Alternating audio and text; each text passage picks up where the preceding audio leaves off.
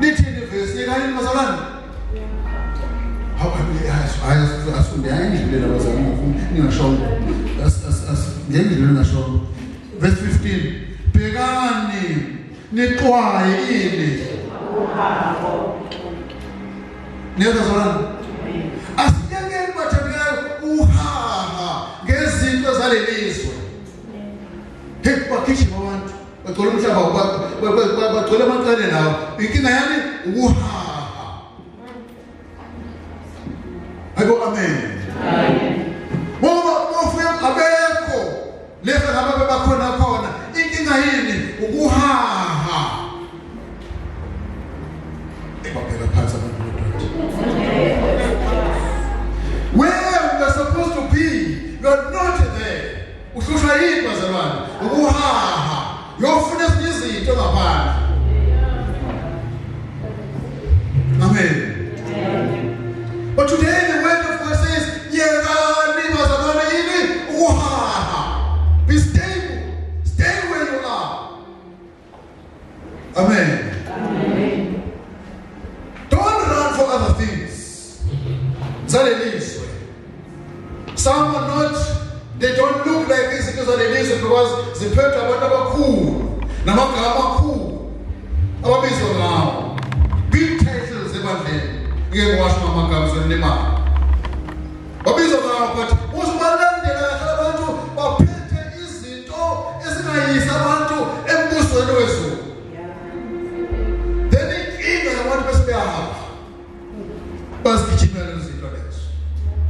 Today ithi iBhayibheli bazalishona yekani yini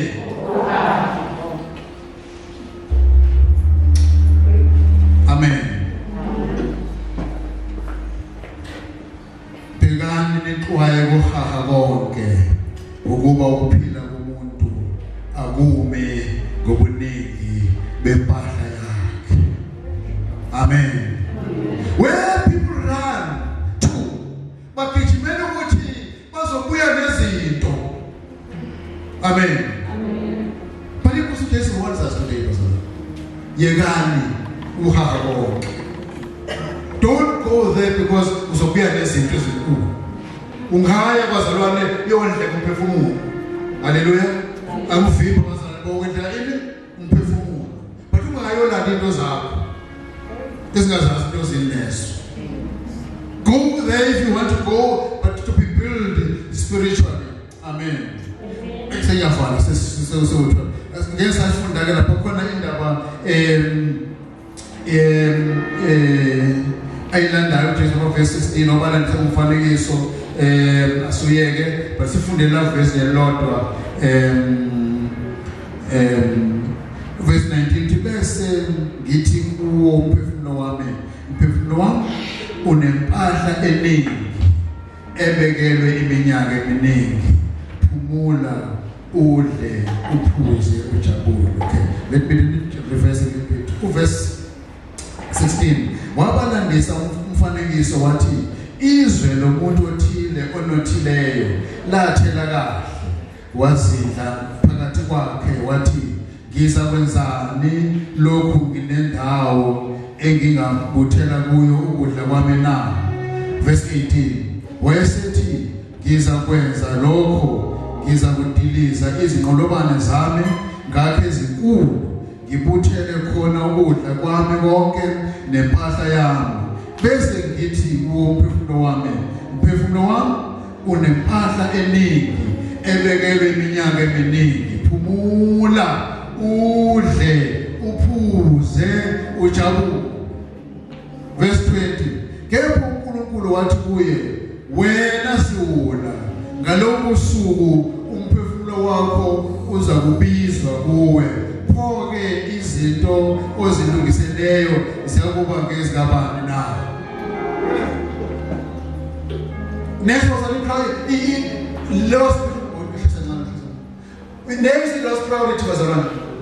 This man umfanekiso uthi nangu umuntu uyakongelela vele mekongelela segcwele vele le storage sakhe isitoru azakhe isitoru ukuze afake izimpahla afake bese yandithizeka athi umnumzana isihlalo sakhe asivule esifanele sami azibulala awudosubhiya wakhe phefumula wami enethezeka. Not knowing ukuthi lo mphefumulo ebusuku uzobizwa. Ubizelwe waphi? Esibhokweni. Amen. But as we run through imicebele lizwe asigijimele knowing that one day we shall leave this world. Whether you like it or not, you shall leave the world. And no tebo uyosala nabanye wena uyobhekana nokuthi whether this side or this side. What is this side? Hell, this side, heaven. Never run. Yithukijima. Ukijima izinto zalelizwe knowing very well one day behind you, you go, when you go there, this side or this side. This age or this age.